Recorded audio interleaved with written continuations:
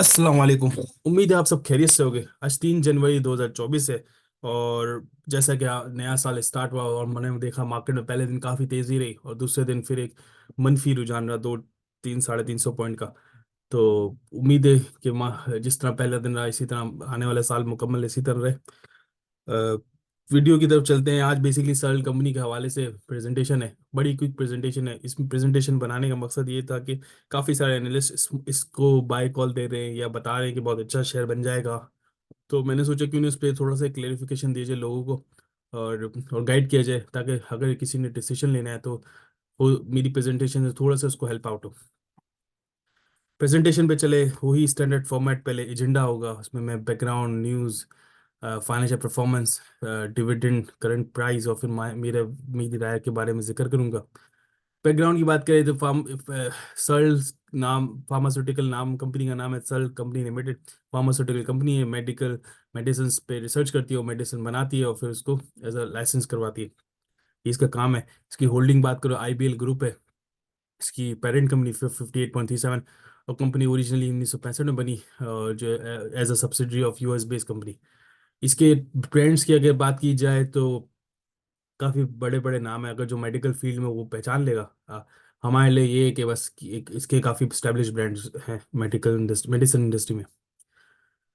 News and announcement की बात की जाए तो न्यूज़ एंड अनाउंसमेंट में मैं एक चीज़ है जो इसके लिए न्यूज़ है पॉजिटिव, और दूसरी चीज़ है जो न्यूज़ नहीं है, जो कि मैंने खुद ऑब्जर्व किया और मुझे लगता है कि बताना चाहिए। पहली जो न्यूज़ है कि इन्हें यूएई में, आई थिंक 2 या 3 महीने पहले इन्होंने बताया था, इंडिकेट किया था कि यूएई में मैन्युफैक्चरिंग फैसिलिटीज लगा रहे हैं। और दिसंबर में इनको लाइसेंस का मिल गया, जिसमें इनके पास right to manufacture medicine in Dubai, ये यूएई बोल दे। तो ये मिल गया, जिसका हम, ये पॉजिटिव बात है और होपफुली इसका इम्पैक्ट फ्यूचर में नजर आएगा। इमीडिएटली ऑब्वियसली अभी नहीं आ सकता, अभी तो सिर्फ लाइसेंस मिला है, फैसिलिटीज लगने में टाइम लगेगा। दूसरी चीज, मैंने ये चीज ऑब्जर्व की कि पेरेंट कंपनी अपनी होल्डिंग सेल कर रही है टुकड़े टुकड़ों में, और through out, not through out, I think मैंने सिर्फ 2 पॉइंट पे नोट किया। मेरे ख्याल में मई 2023 में और नवंबर 2023 में 5 मिलियन और 6 मिलियन शेयर्स बेचे, जो कि मेरे ख्याल में बड़ा नंबर है। एक होल्डिंग कंपनी का आई थिंक 206 मिलियन है, इसमें से 11 मिलियन इसने शेयर बेच दिए। हो सकता है मजीद बेचे। अमूमन तौर पे होल्डिंग और पेरेंट कंपनी इस तरह की काम करती नहीं है। अगर वो कर रही है तो मेरा नहीं ख्याल, मुझे लगता है कंपनी ने जरूर उस पर क्लेरिफिकेशन देनी चाहिए कि ऐसा क्यों कर रही है। दूसरी, अब नेक्स्ट स्लाइड पे आए तो फाइनेंशियल परफॉर्मेंस की बात की जाए। अब रेवेन्यू इसका सिग्निफिकेंटली ऊपर गया है, मैं समझता हूँ। सिग्निफिकेंटली नहीं, मतलब एक, अगर परसेंटेज वाइज देखा तो डेफिनेटली सिग्निफिकेंट कहूंगा। तो लेकिन ऑपरेशन वाइज देखा जाए तो मुझे लगता है कि कहीं ना कहीं लूप होल्स हैं जिसको इन्होंने फिक्स नहीं किया टाइमली। तो उसको करना चाहिए था। अगर हम बट अगर देखा जाए, यहाँ पे मैंने क्वार्टर के अकाउंट्स रखे और इस साइड पे मैंने ईयर एंड मतलब जून 2023 के अकाउंट्स रखे हैं। और दोनों कंपेयर करके बताना चाह रहा था कि दोनों में यही ट्रेंड है। अगर जून में इस तरह का ट्रेंड है और सितंबर में इन्होंने इंप्रूव नहीं किया तो that is also a concerning point कि क्यों नहीं किया। देखते हैं क्या है। अगर हम देखा जाए, अल्लाह भला करे, रेवेन्यू पे रेवेन्यू ग्रो किया है ठीक है, लेकिन ग्रॉस प्रॉफिट पे इन्होंने नुकसान किया, ग्रॉस प्रॉफिट अच्छा नहीं रहा।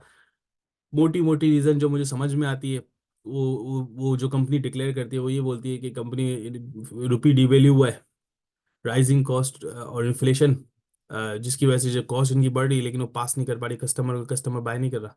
एक चीज। दूसरी चीज, फार्मास्यूटिकल कंपनी के लिए ऑब्वियसली सेलिंग कॉस्ट तो रहेगी, डिस्ट्रीब्यूशन कॉस्ट तो हमेशा रहेगी। इस इनकी कंपनी में किस चीज़ के नेगेटिव इम्पैक्ट इस साल आया है जिसकी वजह से ईपीएस 5.5 से 0.77 रह गया। एक तो उसको डिविडेंड नहीं मिला अपनी सब्सिडरी से। सो ऑब्वियसली सब्सिडरी भी इसकी इस तरह की होंगी, जो लेबोरेटरीज होंगी, छोटी छोटी फार्मास्यूटिकल कंपनी होंगी, वो सब्सिडरीज होती है इस तरह की कंपनी की।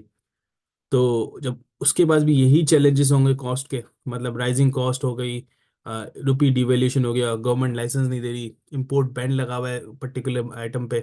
तो इस तरह के चैलेंजेस होते हैं, तो जिसकी वजह से इनको ज़्यादा पॉजिटिव एनजीओ के इनके लिए नहीं होता।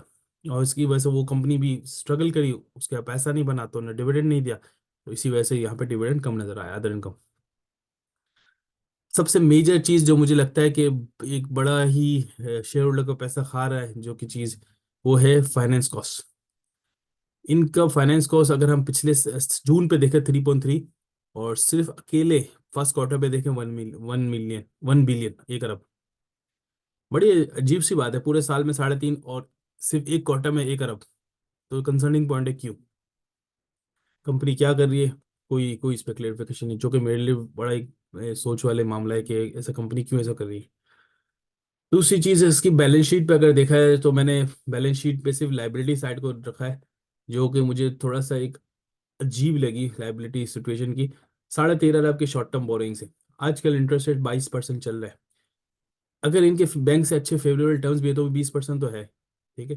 तो 20% इसका तकरीबन 2-2.5 अरब बनता है, इंटरेस्ट बनता है। ये तो लोन, ये तो प्रिंसिपल अमाउंट है जो कि शॉर्ट टर्म में देना है, तो ये कहाँ से देगी? ठीक। बाकी हम देखा जाए इसी तरह का लॉन्ग टर्म लोन 5.9 तकरीबन 6 अरब का ये बन रहा है, जिसका 20% तकरीबन 1.25 अरब या 1.5 अरब बनेगा। तो इंटरेस्ट मतलब, तो वो कहाँ से फाइनेंस करेगी? ये सारे क्वेश्चंस हैं मेरे माइंड में, जो मुझे लगता है कि भाई ये कंपनी क्यों स्टेप नहीं ले रही। एसेट पोजीशन बेहतर है, इससे थोड़ी सी, जैसे लाइबिलिटी से 1 पॉइंट आई थिंक 6 या 7% टाइम्स है, 1.6 या 1.7 टाइम्स है। इंक्लूड नहीं किया क्योंकि उसकी जरूरत नहीं थी, लेकिन ये मुझे बड़ा कंसर्निंग पॉइंट लगा इनकी बैलेंस शीट पे, जो मैंने इंक्लूड किया। नेक्स्ट स्लाइड पे डिविडेंड पे आए तो भाई ये डिविडेंड नहीं देती, और अमूमन तौर पे डिविडेंड वाला शेयर नहीं है। और जो डिविडेंड जितना देती है, जो मैं बताऊंगा तो आपको वो लगेगा कि हाँ डिविडेंड नहीं देती। तो डिविडेंड अगर हम देखे जाए सर, अगस्त में इन्होंने राइट शेयर दिया, मुझे नहीं लगता ये एक बड़ा अच्छा स्टेप था, ठीक है। फिर इसका बोनस दिया, again a negative step. Bonus देना कंपनी की वैल्यू को कम करना होता है, ज़्यादा बढ़ाना नहीं होता। शेयर होल्डर को टेम्परी जरूर फायदा नजर आता है, लेकिन एक्चुअली में इसका फायदा नहीं होता, स्पेशली उन कंपनी के लिए जिनकी जिनकी पोजीशंस अच्छी नहीं है।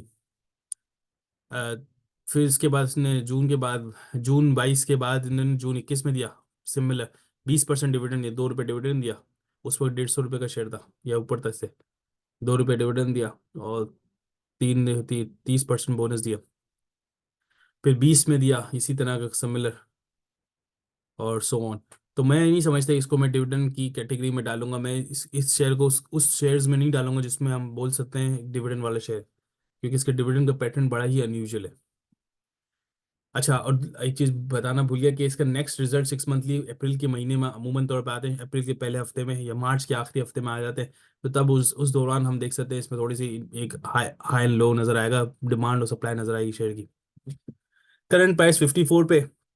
जैसा कि मैंने पिछली स्लाइड पे स्टेब्लिश किया कि डिविडेंड वाला स्टॉक नहीं है, इस स्लाइड पे बेसिकली मैं कोशिश करूंगा ये समझाना कि ओवर द ईयर आया ये वैल्यू में ग्रोथ दे रहा है नहीं दे रहा। 5 साल के अगर चार्ट पे देखें तो 5 साल या 4 साल पहले ये तकरीबन कितना पे था? ये तकरीबन 2-2.5 के ऊपर था। आज इसकी वैल्यू 54 है। ओवर द यहाँ पे मैं समझ सकता हूँ कोविड टाइम था, डिप मारा, लेकिन ओवर द टाइम इसने लूज की वैल्यू। तो बड़ा कंसर्निंग पॉइंट है वाइट।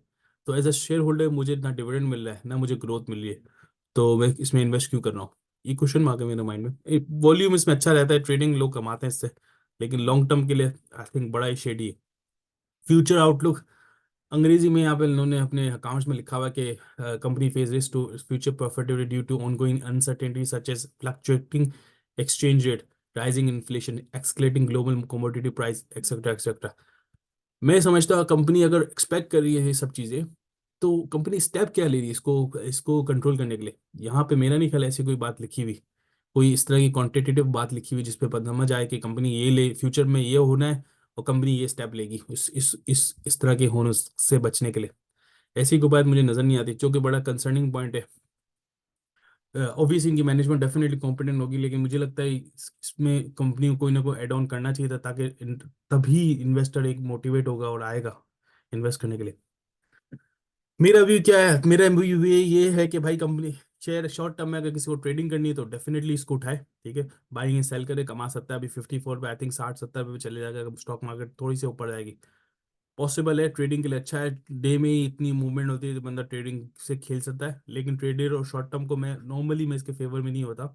और ट्रेडर और शॉर्ट टर्म अगर करता है कोई तो स्टॉप लॉस का लाजमी इस्तेमाल।